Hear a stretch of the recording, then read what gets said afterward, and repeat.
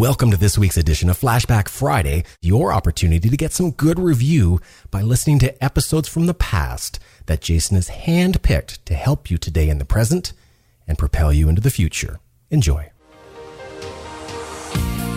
Welcome to the Creating Wealth Show with Jason Hartman. You're about to learn a new slant on investing, some exciting techniques, and fresh new approaches to the world's most historically proven asset class that will enable you to create more wealth and freedom than you ever thought possible. Jason is a genuine self-made multimillionaire who's actually been there and done it. He's a successful investor, lender, developer, and entrepreneur who's owned properties in 11 states, had hundreds of tenants, and been involved in thousands of real estate transactions. This program will help you follow in Jason's footsteps on the road to your financial independence day. You really can do it. And now, here's your host, Jason Hartman, with the complete solution for real estate investors. Welcome, listeners from 165 countries worldwide. This is your host, Jason Hartman, with episode 997, episode 997. Yes, that's right. We're only a couple episodes away from episode 1000. That'll be a 10th episode show, so we go off topic, discuss something of general interest, and we will have Colby Calais, the famous singer and songwriter, on that show, episode 1000, coming up. Can't believe we're here already, and I can hardly wait till we get to episode 5,000 and 7,000, and we will get there, folks. By the way, that brings me to another point. We did have a little bit of a problem with our iTunes feed. If you are listening to the podcast on iTunes, we had a bit of an issue with it last Friday. Thank you, all the listeners who reached out to me on email and Voxer and told us about that problem. We appreciate that. I think we've got it fixed now, but one of the fixes that we had to implement was to make it so not all of the episodes show up in the feed. Now, know that you can always get all of our episodes, and if an episode doesn't show up on Monday, Wednesday, and Friday like clockwork, hey, Mussolini said at least the trains run on time, right? To take it from a dictator. If it doesn't show up, you can always just go to jasonhartman.com and find the show, but we always appreciate you letting us know if there's an issue with our feed. We think we've got that pretty much fixed now, but just wanted to inform you of that. So we are going to talk today, this is a two-part show. We've got part 2 of our interview with Muthiah, where we talk about solving problems and a client case study of moving from challenges to overcoming those challenges and getting them fixed. And speaking of overcoming and moving to a better scenario, something that I created many, many years ago was called the Portfolio Review, and then part 2 of that was the Portfolio Makeover.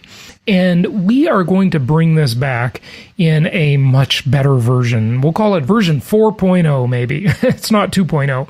Version 4.0. And if you would like to meet with me in Philadelphia on Sunday morning, the 20th, after our event, we've got our conference there, the Creating Wealth Conference on May 19th, I will be doing personal, individualized, private portfolio makeovers and portfolio reviews, and we're going to talk a little bit about that today because our client and friend, who you've heard on the show before, Doug, has taken and really, really improved these spreadsheets, the tools that we use to do this review and makeover dramatically, and he's going to talk to us about that today in the intro portion. Doug, welcome. How are you? Doing good, Jason. Good. It's good to have you on. So just to give a little history, because you are a client case study in and of yourself, although yes. we're not really talking about that today. But when did you first discover my podcast and start buying properties through us? It was quite a few, 10 years ago maybe? Or? So I first discovered your podcast in 2008. Yeah. I started buying properties in 2009. And then, I got a couple properties going, and then I encountered just a few just biblical disasters. I think I had a property management company that placed a tenant that just totally tore up my property. Now, Doug, we're with Muthiah today. We are talking about negativity and problems and overcoming them. So let's not overwhelm the listeners. Otherwise, nobody will ever buy a property. But yeah, folks, look, like I always say, this is not a free ride. Okay, there is no, folks. If someone is telling you that there is a passive investment, even if it's money in the bank, they are lying. Probably all I've heard of Gary Vaynerchuk, the outspoken business person, not talking about real estate, but he just totally rips into all these people out there selling these businesses that are supposed to produce passive income. It is BS. There's no such thing as passive income, but there are things that are easier than others, and that's what we have. We have the most historically proven road to wealth. But Doug, yes, biblical disaster. Go ahead. So what happened was, right, I started going pretty good, and then I kind of sputtered for a while, and now I'm really coming back. And so I think the portfolio review and portfolio makeover process is something that I'm running both academically and for myself, and looking at how I want to redeploy some of the equity capital that I have in various places throughout my financial life. So it's a very prescient topic. Yeah, good stuff. You know, what saddens me about your story a bit is that when you had this problem where you got discouraged about the tenant that beat up your property and you had the bad property manager, and by the way, folks, like I said on the last episode, disintermediation. Get rid of these property managers unless they're good ones. Just get rid of them. Try self-management with our hybrid approach that we've talked about on many episodes. I am convinced that this is the way to go. You know, I just look at the way people self-manage versus having the managers, and it's just easier. So, you know, get the middleman out of the way and make your life easier. I really think that's the way to go. Unless that middleman is really good and really adding value, which some of them do, and they're great. But if they're not great, then just try it the other way, and many episodes on that I won't go into today. Doug, the thing that saddens me about your story is that when you had those challenges, it was just as the market was turning, coming out of the Great Recession, and I know you sold one of those properties, and man, if you would have held on to that, even though you had that bad experience, you would have made a lot of money. So sorry to depress you about that, but you know. That's all right. You know, there's only two good times to plant a tree. You know, the best time is 20 years ago and the second best time is now. So yeah, that's a great saying. I can't go back 20 years. You know, I was going to say, because if I could go back to 2009, the first thing I'd do would be buy Bitcoin, but then the second thing would probably be to pick up more properties. But remember when you were on stage with me at Meet the Masters in Irvine, California many years ago, and we were talking about Bitcoin. And people in the audience, I remember, asked, what is Bitcoin? And I think the price back then was about $70. Now, look at folks, you know that I do not recommend cryptocurrencies or speculative investments. I mean, look, maybe, you know, if you want to take 5% of your net worth and gamble, I think that's an okay strategy because, you know, the risk-reward ratio, if you've got a few bucks, it's just not a big deal. If you lose it, it's not going to affect your life. But if you win big, it could affect your life, right, in a very positive way. So I think that's fine. But yeah, I know. Shoulda, coulda, woulda is always, everything in life is that way, you know. It's the human condition, shoulda, coulda, woulda, right? But yeah, remember, when I first heard about Bitcoin, it was on an econ podcast. I think it was trading at about $40, and people said it could grow to be like maybe 500. Yeah, right. And here we are, it's 8,000 or something like that, right? But we're down from almost 20,000, right? So yeah, it's crazy. Well, one of the things that helps cure the human condition, if you will, a little bit here, is the portfolio review and the portfolio makeover. Because as we go through life, we keep getting our emotions tilted, don't we, by things that happen to us. You know, if we have a bad tenant or a bad manager, you know, this upsets the apple cart. But one of the things that helps us keep on track is simply doing the math, right? And a lot of people with income property, they're winning and they think they're losing simply because they don't know how to do the math, even when really bad things happen. Okay, biblical disasters, if you will. Amazingly, you know, you add it all up at the end of the year and it can surprise you. You still won, you know, because the question is compared to what? Compared to the S&P, you know, if it's going to do maybe 8% a year or something like that. I mean, it's pretty easy to make 8% with income properties. You know, that things would have to go really, really bad to only make 8% all in with income properties. So we've got to look at what we have now and what we could have and how that affects our overall plan. Go ahead. Oh, and I was just going to say, on the S&P side, say you even make 15% per year, but then 2 years before you retire. But then 2 years before you retire, there's a 45% market correction. Yeah. Well, all those gains don't mean anything to you now. Right. Yeah. And so I think that's one of the other things that's really important about a portfolio review is it gets you to redistribute your equity, because then what that does is it distributes out your risk. Because whenever you get high concentrations of equity in one investment type or another, you end up having more and more risk there. And so the more you're able to dissipate your risk, the more you're able to insulate yourself when disruptions happen. Because the thing is, right, weird stuff is going to inevitably happen. If you're playing the game to win, which means you're playing it actively, that means you'll have a lot of things that go okay. You'll have some biblical disasters and you'll have some great triumphs. And if you get too down whenever something goes terribly wrong, then you'll never be in long enough to win. Good points. I agree. I couldn't agree more. And the interesting thing is our minds are predisposed toward negativity. So we could have a portfolio of, say, 10 or 20 properties. And if one or two, that would be 10% in either case, goes poorly, that derails the whole plan, where we've got these other 9 or 18 properties that are, maybe 5 or 10 of them, I'll take that half. I probably should have just stuck with one number, 10 or 20, are going pretty well, and a few are going great. And then we've got this one that goes bad. But the interesting thing is, just part of the human condition, the one that goes bad is the one that derails the whole plan because of the way our minds react emotionally to things. And that's why it's important to just do the math and look at the spreadsheet, right?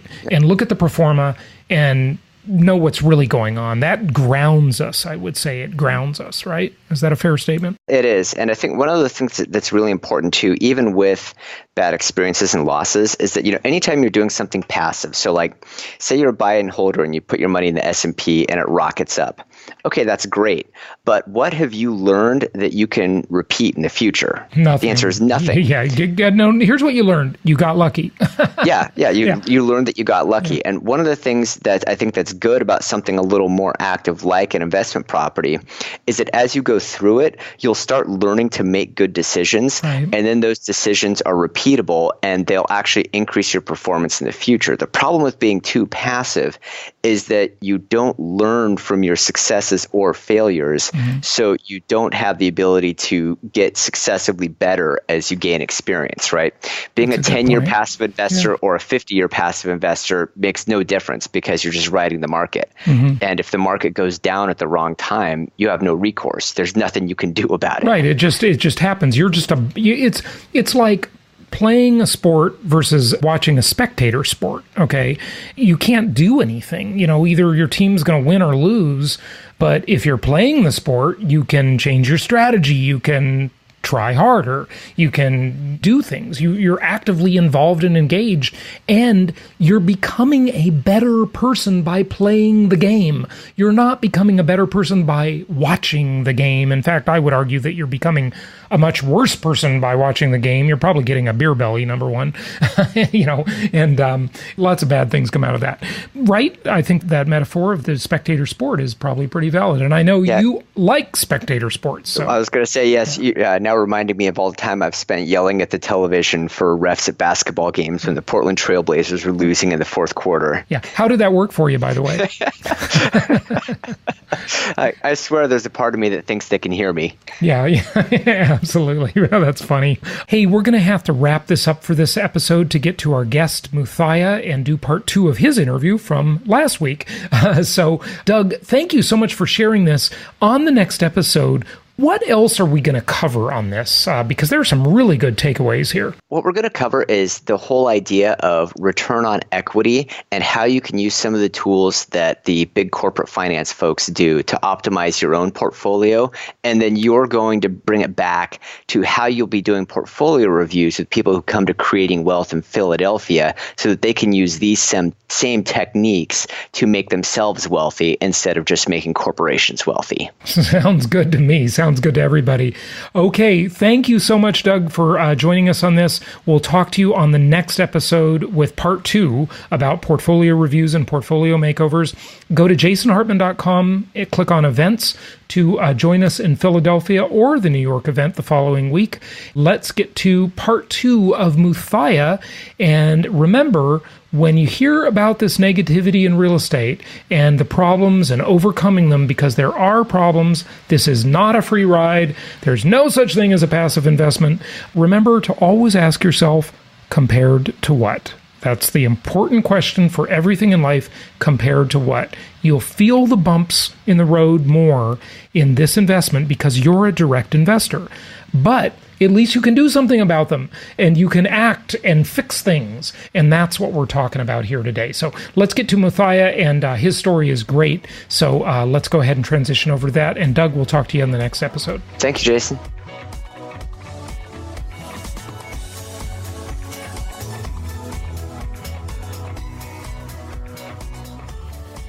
I've got some property managers that literally years go by and there's not one deduction other than their management fee.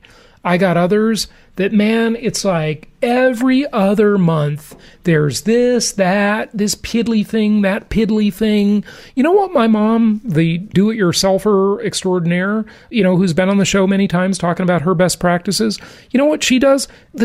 She just gets the tenants to agree to fix stuff. When you're self-managing as a direct investor, you can actually talk to the tenant and you can set expectations and you can say, look, you are not living in a big institutional apartment complex where you're crammed together with 100 neighbors, okay? This is your own home. It's a single-family home. So, I know that you don't own it, but think more like an owner. You've got to do a little maintenance here. This is not a big institutional apartment. We're not going to send an exterminator out, every week. We're not going to change your light bulbs for you. This is a home. I expect you to take pride in it and, get involved and take care of things. I've heard, and this is what I'm about to say is probably not even legal, but I'm going to say it anyway. But I've heard managers over the years, or not managers, but investors say to me things like, well, this is why I always ask them if they're handy. If they like to fix things, like it should almost be a test. You give them a test. Well, do you know how to fix a sink? Do you know how to unclog a drain? Actually, I don't think being unhandy or handy is actually a protected class yet under the fair housing rules. But it probably will be someday. Right, but some of these property managers, I know that the ones in Quad Cities, I think, they actually put out a video. They want these tenants to watch the video on what they need to do so they don't come back and say, well, I didn't know I had to turn the main water off when I left or this and that. Some basic things, they actually had them watch a video. And then they have them sign off on it as well. So if there's any issues that comes up as a result of them not having watched the video or not having followed what the video instructed them to do, then they're held responsible. Getting back to your mother, I love your mother. I spoke to her, during the last Meet the Masters. She sets the expectations at the very beginning, and there's no fooling around with her. She lets them know, hey, if I don't get the rent by the 1st, then I'm going to send you the 3-day notice. Yeah. So they don't fool around with somebody like that sets the standards up the very, very first time that, they don't pay the rent, and she just sends them a notice, and then. So then from that point on, they take it very seriously. So that's why I'm saying, man, you with the property managers, you just set the expectation. Hey, look, I'm watching my account. I want to make sure that, if you're going to deduct something, I need to know what it is. I agree. No, you need to do that. But I tell you, it just, the more and more I do this, and, we've done thousands of deals, okay? I've been doing this a long, long time now, okay? Just in the nationwide turnkey business, what is it? Is it going, well, it's almost 14 years, I think now, right? And, or maybe it is 14 years. In talking to thousands and thousands of investors, just the more I think about it, and the more I see it, the more I think that you just have this inherent conflict of interest with property managers. You just self-management more and more is the way to go. But, if you have a good manager, it's great. But few managers are great, I mean, some of them, there's a continuum, right? Some are okay, some are great, some are terrible. Okay, so Muthiah, now, just out of curiosity on the self-management thing, have you ever done it, considered it? How many properties do you have from us now? Well, I have about, I think I have 20 properties right now. Hey, listeners, don't you love that Muthiah doesn't even know how many properties he has? That's cool. You got so many you don't even know. That's not true. How many do I have? I got about 20. I have about 20. Yeah. Well, I sold one, so I had 20 right now. Yeah, okay. You had 21. Okay, got it. Okay, so Muthiah, did you self-manage any of them ever? No. Yeah. No, I didn't. I know what, not these, but, before I started investing, I owned a condo and I self-managed at that point.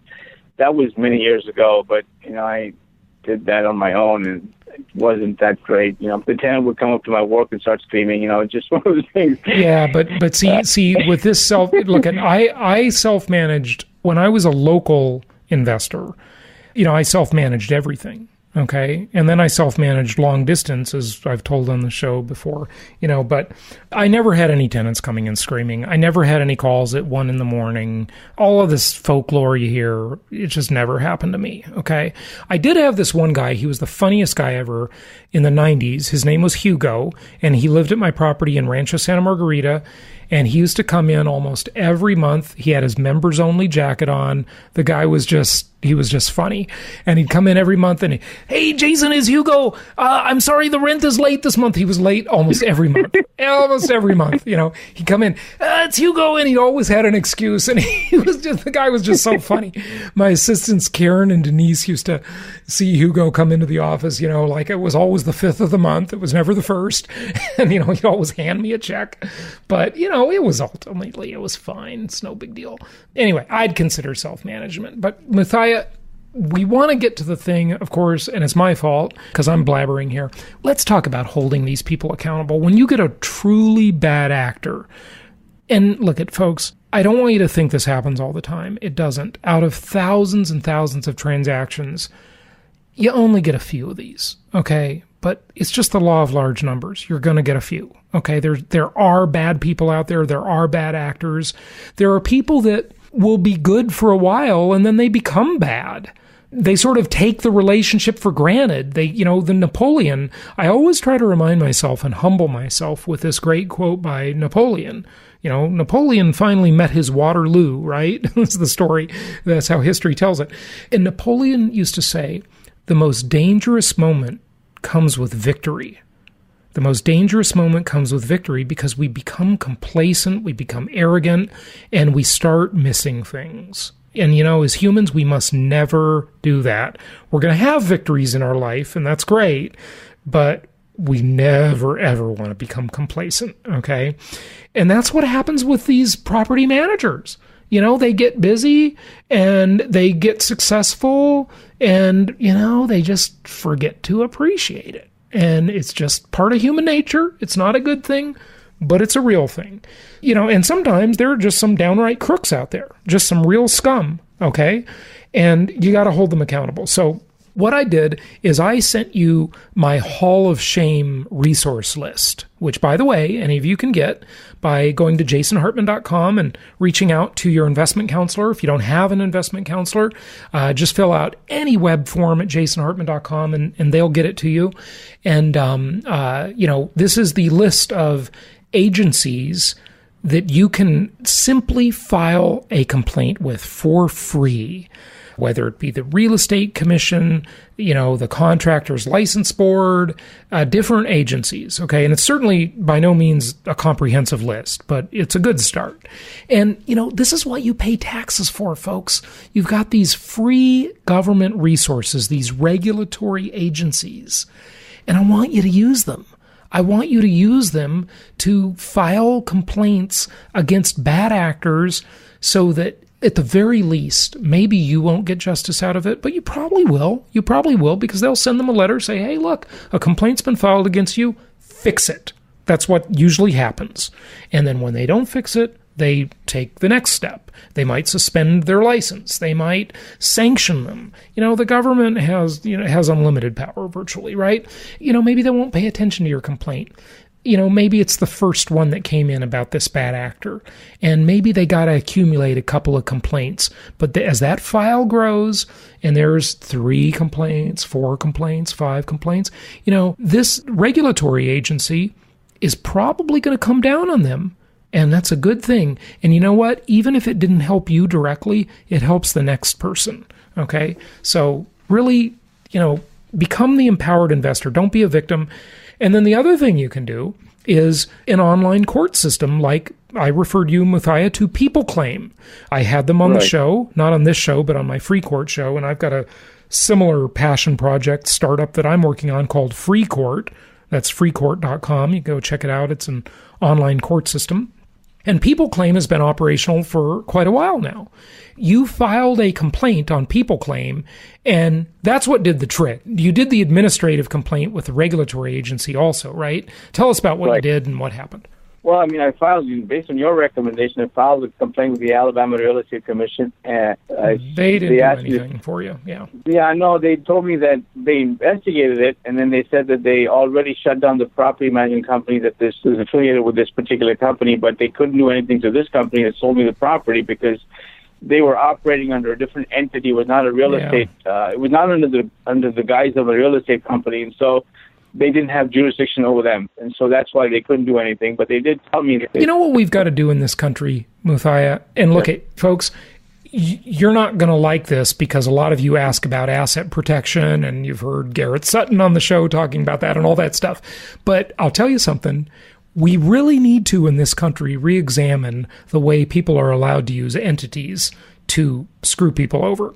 Because especially in the big corporate world with these bigwigs, it's just disgusting what they do. But anyway, that's a sort of another tangent, obviously. No, this is a very valid point because you know what it is? Right after, even though they got fined and they got suspended, the property management company got suspended, these guys went back, changed the name of the company, and they incorporated somewhere in some other state, and they continue to do business. And even in Alabama, they're still selling property in Alabama, but under another name. This is just unbelievable. I know. Just keep on. Yeah, no, I know. It's a sad state of affairs, but anyway, it is what it is. Okay, but the thing that did work for you, though, you got some justice, and they actually, folks, the story ends with they actually bought the house back. That's a pretty big deal, okay? They actually took it back and gave you your money back, Muthiah. So I'm being a spoiler there, but so Muthiah, what happened? So you went to peopleclaim.com per my recommendation, and you basically filed a case, right, in the online court. Right. Yeah. And there were people that are offering to help me, even through the people court. They kept saying, "Hey, how can we help you? Have you heard anything? Have they settled with you?" and so on and so on. I kept updating the complaint online, saying this is what's happened. They have not responded, and then I think from their end they kept posting negative reviews on them, and I think eventually it got to them, and they said, "Okay, look, we'll buy you back." And then I saw. Then at that point, when they said, I said, "I need to be made whole. Now, whatever I paid, I want you to pay me back. Plus, I need you to pay back the foundational damages that were caused. It was around $8,000." Right. Plus the closing cost on the buyback. So, after all of that, I think I was made pretty much whole, and I got out of it. So that was good. Yeah, right. Yeah, good. So it worked through People Claim, but it might have worked through the regulatory agency. They did respond to you, and they did, on a separate matter, shut down their property management company. Yeah. That wasn't because of your complaint, but it was because of someone else's complaint, right? Exactly. Good. Yes. Good. Exactly. Folks. And they knew about this company. They knew about the reputation of this company. So they said, we were familiar with this company. We shut them down because they had unlicensed agents leasing properties and making false promises. Exactly everything I said happened to me.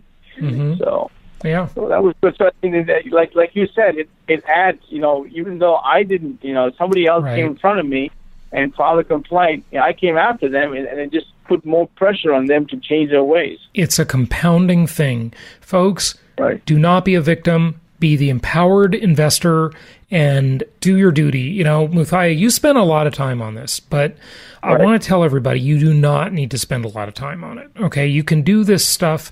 You can file a complaint with any one of these agencies on my list. Again, you want that list, jasonhartman.com. If you already have an investment counselor, just ask them for it. They'll get it to you. And, do something. Hold these people accountable. I don't want to say it's just for you. This is your duty as a citizen, okay? It's like making a citizen's arrest when you see someone doing something bad, right? Or it's like that Seinfeld episode about the, what do they call it? The Good Samaritan law. They went to jail on the last Seinfeld episode because you have to be a good Samaritan. I think it's our duty. You got to do it, okay? You got to try and hold these people accountable and make them do what's right. So anything else people should know before we wrap it up, Muthiah? I think that people should just not sit passively, whether it's, when they're buying the property or whether they're dealing with the property manager or, or the seller. They just got to be actively involved at all times. I don't think it's, you should sit back and just think everything's going to be fine. I think it's important to be an active participant. Mm-hmm. Yep. I couldn't agree with you more. Thank you so much for sharing your story. I'm glad you got justice. And folks, if you've been taken advantage of, this is what we're here for. Tell us so we can help you, so we can fight for you. We'll fight for you, as that commercial used to say with that lawyer. I'll fight for you. That's in L.A. See, it's where I grew up and you live, Muthiah. So I'll fight for you. Larry Parker got me $2.1 million. Do you know that guy supposedly has no legs? I don't think I'd sell my legs for $2.1 million, but adjusted for inflation, maybe it's better now. Anyway, I used to see that commercial when I was a kid. But folks, do not be a victim. Let us help you. We can provide resources. We can put pressure on these people. If someone's done you wrong, this is what we're here for. We're here to help you. And that's, one of the things we provide, ongoing support for life. So reach out to us. If you have an investment counselor, jasonhartman.com. If not, jasonhartman.com. We'll get in touch with you there. And if you do have an investment counselor, just reach out directly. Muthiah, we've talked a lot about a lot of negative things today. Can we end with anything positive? How do you like real estate investing? Is it good?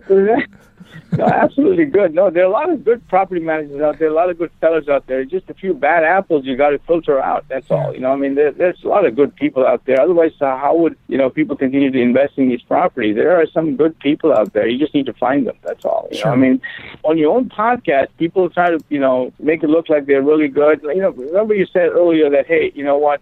When people are hungry, they'll really do everything that they can to provide you the best quality service and everything else. But what happens is when they get nice and fat, they forget about you. Yeah. No, it's the most dangerous moment comes with victory. So keep them on their toes and don't let them get too fat. This is actually one of the informal things that we do, okay, is that when we start to notice a provider becoming too busy, or if they do something bad, like we had another bad apple recently, and I don't know if he's sometimes you got to judge it. Like on a deal-by-deal basis, some things can go wrong, right? It's not as important of what happens. It's more important like how they handle it and what their attitude is about it, And so when something happens, it sort of reveals a person, okay? There's an old saying, people are like tea bags. You don't know how strong they are until you put them in some hot water, right? and so sometimes, we notice that. And some of these people, a thing goes wrong and it's like we will just sever the relationship or we will just punish them and stop referring business for a while and put them in the penalty box. And, this is what we are constantly evaluating. And this is why it really does take a human component. You cannot do this with a website, okay? This is a high-touch, high-service business. That's just what's required because we got to be engaged with these people, make sure that we're holding them accountable. So anyway, I really thank you for sharing your story. There are a lot of good people. This is the most historically proven asset class in the entire world. It is a great thing. Buy more properties. But, when you have a problem now and then, you got to do something about it. And the goal of this talk with Muthiah was to empower you. So Muthiah, I thank you so much for sharing your story and coming on and helping other investors. That's really great of you. And, so many people listening have met you at our live events, and they'll continue to do so. And we hope to see you at some future live events. Okay? So thanks for joining us. Thanks for your support, Jason. I appreciate yours and Carrie's support and your whole network. It's really been very beneficial to me and a whole lot of others. I encourage everyone to use your resources that you have. But thanks, Jason. Well, thank you, and happy investing, everyone. We'll talk to you on the next episode.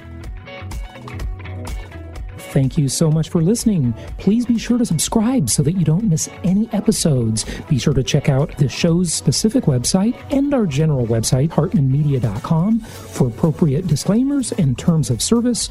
Remember that guest opinions are their own, and if you require specific legal or tax advice or advice in any other specialized area, please consult an appropriate professional.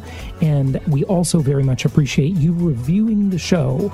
Please go to iTunes or Stitcher Radio or whatever platform you're using and write a review for the show. We would very much appreciate that. And be sure to make it official and subscribe so you do not miss any episodes. We look forward to seeing you on the next episode.